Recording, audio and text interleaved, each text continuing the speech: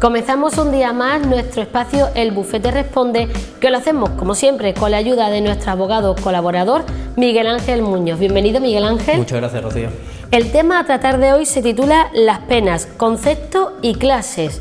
Explícame de qué vamos a hablar. Es un tema, creo que va a ser interesante, espero que le guste a los espectadores. A ver, cuando estamos hablando de una pena, ¿qué es? Bueno, pues vamos a definirlo de una manera sencilla, como siempre. ¿Qué sería? Bueno, pues la respuesta, el instrumento con el que cuenta la sociedad, el ordenamiento jurídico español en nuestro caso, para, digamos, depurar responsabilidades respecto a esa persona en concreto que ha cometido un determinado delito, ya sea un delito de lesiones, un delito de alcoholemia, un asesinato, una violación. Bueno, ya habría que ver evidentemente de qué tipo o qué naturaleza de hecho delictivo es el que ha cometido este sujeto. Eso es básicamente el concepto o la definición, un poco de una manera sencilla y coloquial, de qué se entiende por pena.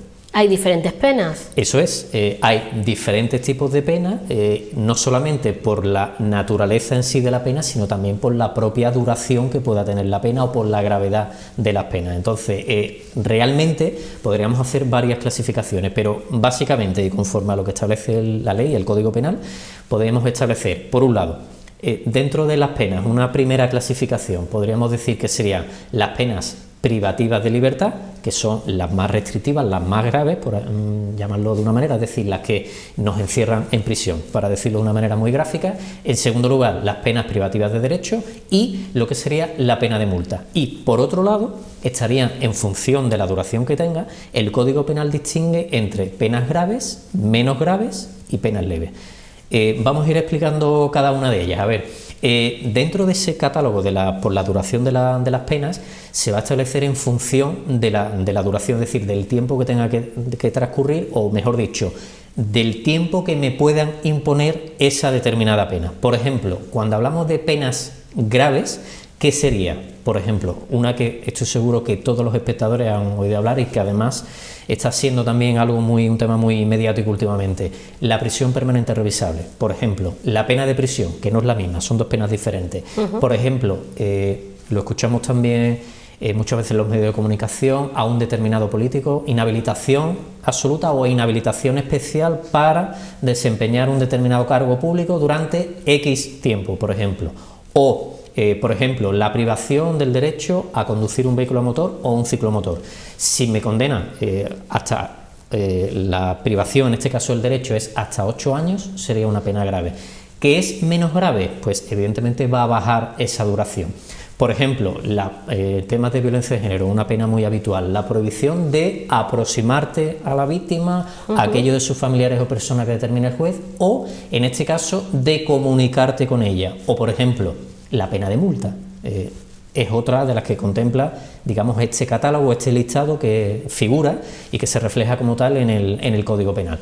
Ahora bien, eso sería en cuanto a la duración. En cuanto a la naturaleza en sí de la pena, sí podríamos hacer la primera clasificación que yo hacía anteriormente. Cuando hablamos de penas privativas de libertad, nos estamos refiriendo, por un lado, a la prisión permanente revisable, por otro lado, a la prisión, y por otro lado estaría la localización permanente y la responsabilidad personal subsidiaria por impago de multa. Eso sería otra, digamos, subpenas dentro de esa clasificación. Ahora bien, cuando yo aludí anteriormente al epígrafe o al catálogo de penas privativas de derecho, ahí hay otro extenso número de penas dependiendo del derecho del que nosotros nos veamos privados. Por ejemplo, la inhabilitación absoluta, la inhabilitación especial para yo desempeñar un cargo público durante el tiempo a que haya sido condenado. Por ejemplo, pensemos que yo soy un funcionario público que trabajo en una determinada administración pública, ya sea a nivel estatal o a nivel autonómico o a nivel municipal, y he sido condenado, por ejemplo, por un delito de cohecho, por ejemplo, y se me va a privar durante X tiempo para que yo pueda desempeñar mi cargo. Por ejemplo, se me puede privar también para que yo desarrolle o ejerza el cargo de tutor durante un determinado tiempo respecto a los supuestos intereses de ese menor que yo tenía que haber defendido o que tenía que haber protegido. Por ejemplo, pensemos que a mí se me priva del derecho a la tenencia y porte de armas, es decir, yo no puedo usar ningún tipo de arma, ni larga ni corta, durante un tiempo de 2 años, por ejemplo. Todo ese tipo de catálogo o todo ese tipo de penas es lo que técnicamente se llaman penas privativas de derecho. Y luego, por otro lado, estaría lo que sería la pena de multa. ¿Por qué digo esto? Porque dependiendo del tipo de delito que hayamos cometido, pues cada delito lleva aparejada un tipo de pena en función de la naturaleza que hayamos cometido. Y ojo, evidentemente tendremos que tener en cuenta siempre el daño que se le ha causado a la víctima o al lesionado o al perjudicado y por supuesto las propias circunstancias personales del presunto delincuente, porque en base a eso se va a establecer la pena. ¿Por qué lo digo, Rocío? Porque cuando pensemos una persona que ha cometido un determinado delito, vamos a presuponer que se ha desarrollado el procedimiento judicial con todas las garantías, se ha practicado la prueba y hay una sentencia condenatoria. Claro, tendremos que tener en cuenta, primero, si esa persona tiene antecedentes, si no tiene antecedentes, cuál es la gravedad del hecho que ha cometido y evidentemente qué tipo de delito ha cometido para ponerle la pena, porque la pena siempre tiene que ser proporcionada al hecho o a los hechos delictivos, si es que son varios, que presuntamente, bueno, en este caso ya no sería presuntamente, ya hay una sentencia condenatoria que ha cometido la persona en cuestión y evidentemente todo se va a establecer, digamos que es como una especie de partida de ajedrez donde vamos a tener en cuenta todos esos parámetros, todas esas circunstancias para que la autoridad judicial competente pues dicte la pena que estime más adecuada, proporcionada y eficaz, que serían todos los adjetivos, para digamos que se cumple y que el ordenamiento jurídico dé la respuesta más correcta respecto a ese hecho que hay que evidentemente castigar por parte de la sociedad. ¿Y es lo mismo una pena que una medida de seguridad?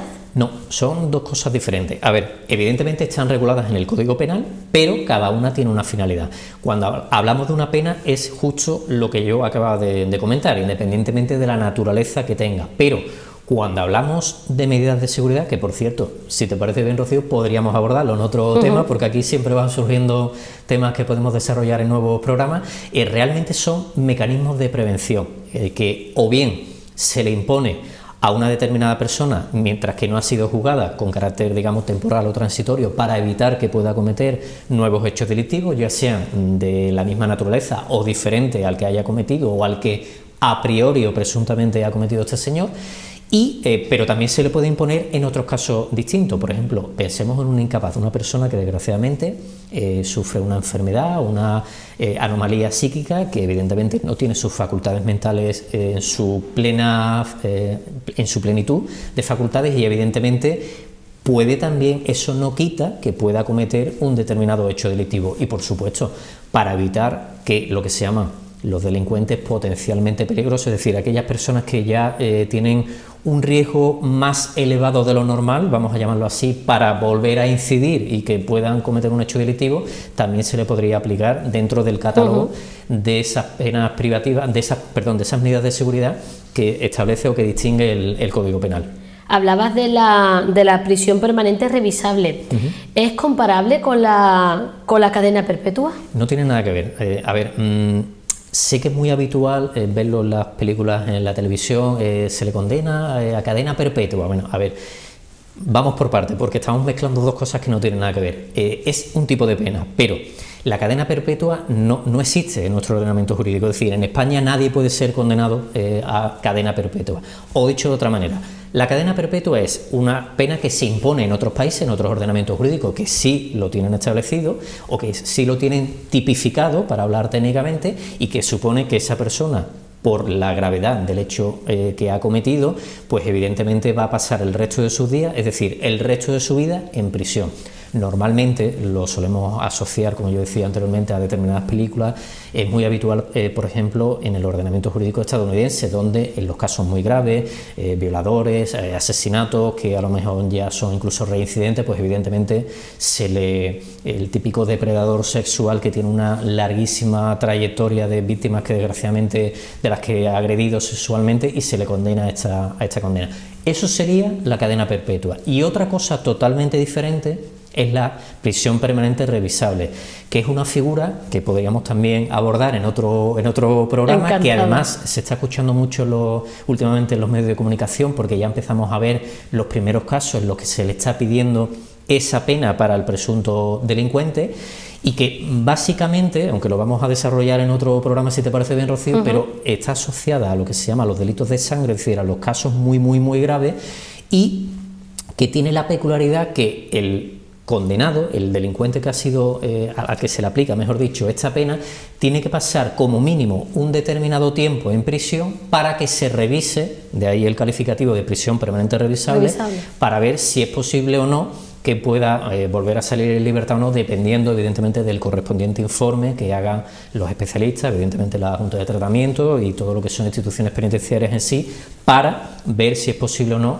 o hay un peligro de que vuelva a reincidir en los hechos delictivos, y que tiene que pasar un mínimo de 15 a 20 años, y evidentemente ese tiempo lo tiene que cumplir. A partir de ahí ya veremos a ver cuando se haga la revisión si es posible o no, o se informa favorable o desfavorablemente a que este señor pueda ser puesto en libertad, pero no tiene nada que ver, son dos penas, pero totalmente diferentes. Lo que pasa es que la cadena perpetua, como digo, no se contempla, no existe en nuestro país, para decirlo de una manera más clara. Porque actualmente, ¿cuál es el tiempo máximo que una persona puede pasar en prisión? Muy buena pregunta. A ver, depende, me explico. Existe una regla general y excepciones, como siempre, que confirman la regla general. Pero para responder a tu pregunta, Rocío, el tiempo máximo que una persona puede pasar en prisión serían 20 años. Ahora bien, ¿por qué digo que hay excepciones? Porque existen determinados supuestos en los que, en función no solo de la gravedad del hecho delictivo que yo haya cometido, sino también de la pena que lleva aparejada ese tipo delictivo en concreto, es decir, del castigo que se le impone al delincuente, se puede aumentar de 25 a 30 hasta 40 años. Es más, yo creo que voy a hablar de un fenómeno, de una realidad que ha sido desgraciadamente muy triste en nuestro país, que tenemos una trayectoria muy larga. Afortunadamente ahora ya corren nuevos tiempos. En los casos de terrorismo, por ejemplo, o de pertenencia a organizaciones y grupos criminales, se reformó el Código Penal. Hablo de memoria, creo que fue en una de las últimas decisiones que tomó el gobierno de José María Aznar, si no me falla la memoria, donde se reformó el Código Penal y se impuso que para este tipo de delincuentes se podría aplicar esta regla especial, de manera que se podía alargar hasta 40 años de prisión. Pero claro, estamos hablando de delitos muy graves que ha supuesto muchas víctimas, desgraciadamente, en nuestro país, entre políticos, jueces, fuerzas y cuerpos de seguridad, militares, etcétera, etcétera, y evidentemente son normalmente aparejados con delitos que están castigados con penas muy altas, que pueden ir, uno o dos de ellos están castigados con penas de 20 o 25 o hasta incluso 30 años de prisión. De ahí que ante la barbaridad, ante la gravedad de los hechos que ha cometido esa persona en concreto, pues se le pueda aumentar, como digo, hasta los 40 años ya, que sería, digamos, el tope máximo o el techo que permite nuestro ordenamiento jurídico. ¿Qué es la localización permanente, Miguel Ángel? Bueno, básicamente vamos a definirlo de una manera muy sencilla para que los espectadores nos entiendan. Es un arresto domiciliario, básicamente, es decir, es un tipo de pena privativa de libertad que contempla el Código Penal, o que contempla la ley, para no complicar a los espectadores y que nos entiendan, que puede tener una duración máxima de 6 meses y que, ¿cuál es la peculiaridad, la singularidad de este tipo de pena? Pues muy sencillo, que la autoridad judicial nos obliga a que ese señor permanezca en su domicilio o en el lugar que el juez considere más oportuno, más idóneo para cumplir esa pena, y no nos podremos mover hasta que terminemos de cumplir esa pena. Por ejemplo, pensemos que hemos sido condenados, os voy a poner un caso que desgraciadamente es muy usual. Pensemos una persona que ha sido condenada por un delito leve de injuria, por un tema relacionado con la violencia de género, por ejemplo, y se le impone una pena de 5 días de localización permanente. ¿Qué significa eso? Que esa persona va a tener que permanecer en su domicilio durante ese tiempo, y evidentemente el juzgado toma una serie de precauciones para comprobar que efectivamente esa persona lo está cumpliendo, como puede ser, por ejemplo, llamar al domicilio para saber si está o no está, o presentarse directamente en el domicilio los funcionarios del juzgado para dar fe que efectivamente se está cumpliendo con esa pena, puesto que si no, pues se podría complicar y estaríamos incumpliendo una pena impuesta por la autoridad judicial. Pero básicamente, para que los espectadores lo tengan claro, localización permanente, vamos a decirlo así, igual a arresto domiciliario. Y si hablamos de la pena de multa, ¿esta pena cómo se fija? Bueno, primero, es una pena Muy habitual. Voy a poner quizá, yo creo que es uno de los casos, de los ejemplos que más habitualmente nos encontramos nosotros los abogados en la práctica, que está muy vinculado, por ejemplo, con los delitos contra la seguridad vial. Por ejemplo, pensemos una alcoholemia, por ejemplo, pensemos una persona que ha perdido los puntos de su carnet de conducir y conseguimos que a nuestro cliente le condenen con una pena de multa. ¿Cómo se va a traducir eso en la práctica? Para responder a tu pregunta, Rocío. Bueno, primero, es una pena que se traduce básicamente en una sanción pecuniaria, es decir, yo voy a tener que pagar X cantidad de dinero para cumplir con la pena que me impone el juzgado. Se va a fijar por una cuota diaria y eso se va a multiplicar por 30 meses, que es, digamos, el estándar de los meses. No computamos si pueden tener 31, 30 o en el caso de la peculiaridad de febrero, sino 30 días. Se multiplica por la cuota diaria y a partir de ahí vamos a obtener lo que sería la pena de multa de un mes. Y eso a su vez lo vamos a multiplicar por el número de meses que se hayan impuesto. Por ejemplo, si nos han condenado a 2 meses de multa y tenemos que pagar una cuota diaria, por ejemplo, de 6 euros al día, ¿cómo sería traducido el número para que los espectadores lo tengan un poco más claro si cabe? Bueno, pues 6 por 30, 180, lo multiplicamos por 2, que serían los meses, 360 euros. Esa sería la pena de multa que nosotros podríamos pagar. Ojo, que no quita que podamos pedir el fraccionamiento, es decir, vamos a imaginar que es como si un préstamo, que yo tengo que pagar las letras o los plazos en función de la mayor o menor flexibilidad o el mayor o menor plazo que nos permita el juzgado, en este caso, para el cumplimiento de la pena. Y que, ojo, que porque sea una pena pecuniaria, es decir, una sanción en dinero, no significa que no la cumplamos, que tenemos que cumplirla al igual que cumplimos una pena de prisión o, por ejemplo, que tú me preguntabas anteriormente, la localización permanente. Es una pena como otro cualquiera, con esa peculiaridad que básicamente es pagar una X cantidad de dinero. Y si juntamos varias penas de multa, ¿qué nos puede pasar? Bueno, a ver, podría darse la paradoja o algo que es también muy habitual, que seamos reincidentes en el mismo hecho delictivo. ¿Y qué va a pasar? Que se nos ponga cada vez una pena de multa mayor. ¿Por qué? Porque evidentemente no es la primera vez que estamos incurriendo en este hecho delictivo. Normalmente, tanto los fiscales como posteriormente los jueces pues tienden a aumentar no solamente la cuantía diaria de esa multa, sino sobre todo la duración de la pena de multa, con lo cual, por ejemplo, yo he puesto ante el ejemplo, valga la redundancia, de 2 meses de multa. Vamos a suponer que en vez de 6 euros fueran 10 euros al día, pero no 2 meses, pensemos un año de multa. Evidentemente nos vamos, si se me permite la expresión, nos vamos a tener que rascar el bolsillo, nos va a doler, pero claro, evidentemente es porque no es la primera vez que tropezamos con la misma piedra y hemos cometido 2, 3 y hasta 4 veces y muchas más el mismo hecho delictivo. Ya somos lo que se llama técnicamente reincidente, es decir, hemos cometido el mismo hecho delictivo o de similar naturaleza en un periodo de tiempo relativamente corto, con lo cual evidentemente la respuesta tendrá que ser mucho más grave o mucha más, más directa y más eficaz para evitar. Nos tienen que parar los pies y de alguna manera tenemos que responder de cara a la sociedad, por supuesto. Pero esa cuota, ese dinero que debemos de pagar día por día, dependerá del hecho delictivo, ¿no? Claro, en función del hecho delictivo que nosotros hemos cometido, y también se tendrá en cuenta no solamente el daño que le hemos causado a la víctima, sino también habrá que ver también cuál era la finalidad que teníamos nosotros con el hecho delictivo, o si, por ejemplo, es un delito relacionado con la seguridad vial que yo antes aludía, pues evidentemente habrá que verlo. No es lo mismo una alcoholemia que una pérdida de puntos del carnet de conducir. Habrá que ver exactamente dentro de las figuras que se recogen, dentro del título, que está recogido el Código Penal relativo a lo que son los delitos contra la seguridad vial o una conducción temeraria. Habría que verlo. Miguel Ángel, ¿y se puede dar casos de unirse varias penas? Te explico. Sí. Además de pagar, por ejemplo, ¿te puedan poner servicios a la comunidad? Sí, si hemos cometido un determinado hecho delictivo que lleva aparejada o vinculada a lo que se llama técnicamente una pena compuesta, es decir, una pena que está compuesta a su vez por diferentes tipos de penas, pues evidentemente nos pueden condenar. Por ejemplo, un caso que creo que va a quedar muy claro. Yo aludí anteriormente al caso, por ejemplo, de un determinado político que ha sido condenado.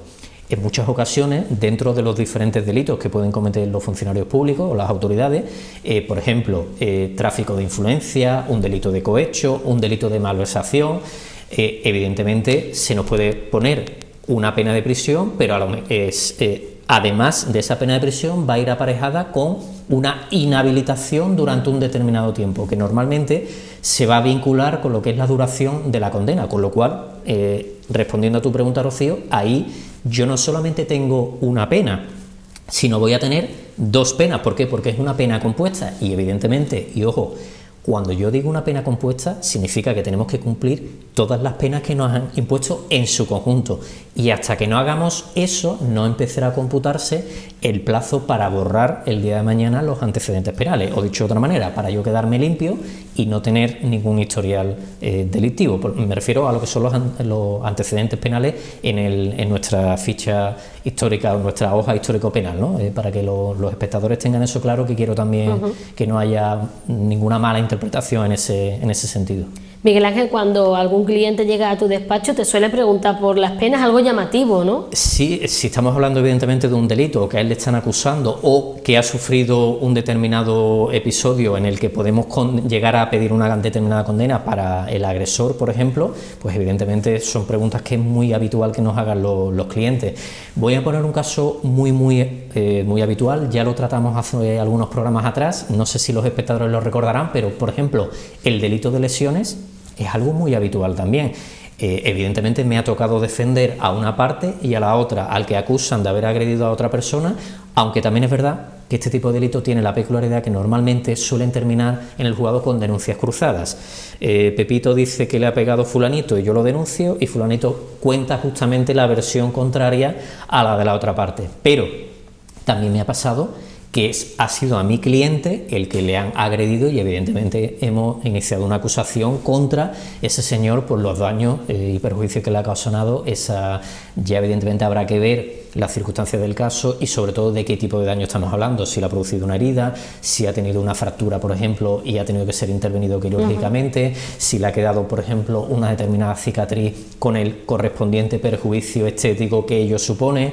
Pensemos, por ejemplo, como recuerdo un caso que llevé recientemente en el que habían agredido a un chico muy joven y que le quedó una cicatriz en una zona, evidentemente no puedo dar tantos detalles, pero vamos a decirlo así para que todos me entiendan, una zona muy visible del cuerpo, con lo que ello supone para una persona tan joven, que también evidentemente tiene otro concepto de la imagen, y bueno, pues no solamente es el daño físico, sino también muchas veces el daño psicológico que se le hace a la víctima, ¿no? Aparte de todo el perjuicio que haya o toda la recuperación o las posibles secuelas que le puedan quedar. En ese caso, pues sería un ejemplo muy, muy cotidiano, que raro es el día que no nos toca defender este tipo de asuntos, ya sea para defender a la víctima o para defender al agresor, dependiendo del caso. Miguel Ángel, las personas que nos estén viendo, nuestros seguidores, ¿sí? Que quieran, no sé, hacerte cualquier pregunta, que tengan en su cabeza cualquier duda, ¿dónde te pueden encontrar? Bueno, pues pueden pedir cita en nuestro despacho en la calle Vázquez López, número 10, entre planta C, muy cerca o junto al Gran Teatro de Huelva. Yo creo que no tiene pérdida. También lo pueden hacer a través del teléfono en el 678 21 53 62, y si lo prefieren en el formulario de contacto de nuestra página web www.munozdelgadoabogados.com. Como recuerden que, como tú bien dices en todos los programas, tanto en el correo electrónico como en el formulario de contacto de la página web, la ñ no se puede poner ni en la dirección de la página web ni en la dirección de correo electrónico, pues de la manera que ellos estimen más conveniente, que se pongan en contacto con nosotros e intentaremos ayudarles y darles respuesta lo antes posible. Y eso hicieron nuestros amigos Juan y Pablo, que nos mandaron su pregunta respecto al tema a tratar del día de hoy al correo info@munozdelgadoabogados.com. Y decía Juan, dice: ¿se puede condenar a una persona a que le priven de la patria potestad?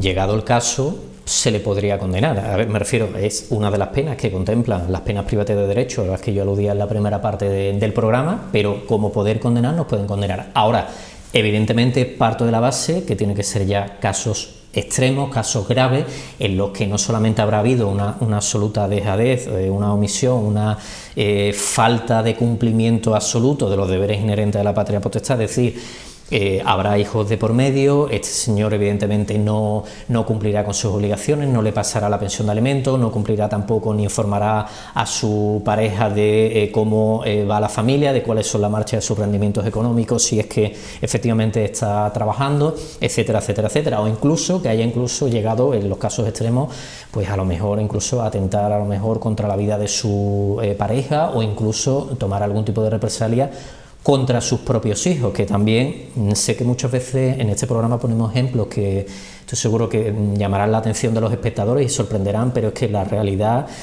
siempre supera la ficción, como se suele decir, y siempre hay casos que, aunque uno lleve ya muchos años ejerciendo esta profesión, no nos dejan de sorprender, no dejamos ni de aprender ni de sorprendernos de las auténticas barbaridades y casos que vemos en la práctica diaria, en nuestro día a día en los juzgados, ¿no? Evidentemente. Miguel Ángel, ¿recordamos en pocas palabras qué era la patria potestad? Sí, básicamente es digamos, la obligación inherente que tiene todo padre de atender las necesidades de su hijo, pero las necesidades en el sentido amplio. Tengo que alimentarlo, educarlo, vestirle, procurarle la mejor formación posible. Evidentemente ellos nos tendrán que respetar bajo, digamos, nuestra órdenes una vez que estén evidentemente viviendo en nuestra casa, pero sobre todo también que no olvidemos que además de educarlos, alimentarlos, etcétera, etcétera, los padres también, hasta que no cumplan la mayoría de edad o se independicen, evidentemente también tenemos otra serie de obligaciones, como es la de administrar sus bienes, tenemos que proteger su patrimonio, podemos llegar a representarlo en determinados acontecimientos, en determinadas realidades o escenarios que se puedan plantear en la práctica. Todo ese conjunto de facultades, digamos, todo ese abanico tan amplio es lo que técnicamente sería la patria potestad, que conlleva obligaciones para los padres respecto a los hijos y también de los hijos respecto a los padres, evidentemente. Y nuestro amigo Pablo dice, ¿se puede cambiar la pena de prisión por trabajo en beneficio de la comunidad?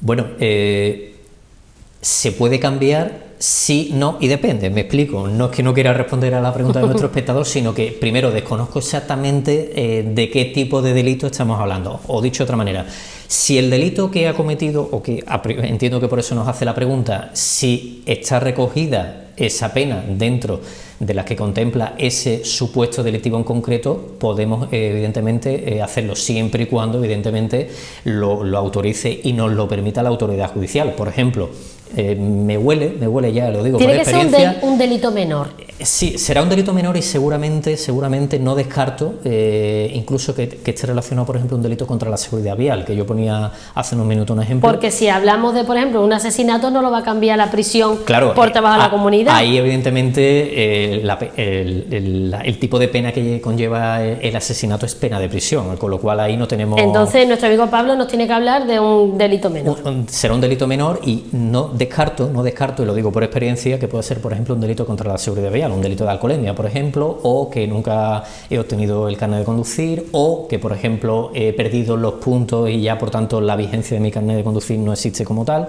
Si se contempla, en este tipo de casos, se podría perfectamente cambiar por los trabajos en beneficio de la comunidad, pero con dos matizaciones que me gustaría dejar claro, Rocío. Primero, podemos hacerlo, pero para hacerlo, primero, el obligado a cumplir esos trabajos en beneficio de la comunidad tiene que prestar su consentimiento, o dicho de otra manera, tiene que estar de acuerdo para ello. Y segundo, que nos lo permita no solamente la figura delictiva, sino también, por supuesto, la autoridad judicial, porque si no, evidentemente no podremos cambiar o conmutar, dicho de una manera técnica, la pena en concreto que se está pidiendo para nosotros. Es muy interesante el programa de hoy. La verdad que es un tema muy amplio, espero haberme explicado lo mejor posible, por eso he intentado explicarlo con diferentes ejemplos, porque creo que va a quedar mucho más claro, y teniendo en cuenta que soy consciente que es un tema difícil de explicar, pero sobre todo es un tema muy extenso y muy abstracto. Si no lo traducimos, lo ponemos con determinados delitos, creo que le va a ser más difícil a los espectadores entender un poco lo que estamos abordando, ¿no? Claro, porque dependerá del delito, depende la pena. Claro, correcto. Así será la pena. Pues la próxima semana, el tema a tratar, digo el título, y ahora Miguel Ángel, bueno, nos dice una pincelada, ¿no? Disolución y liquidación de la sociedad legal de gananciales. Ahí lo dejo.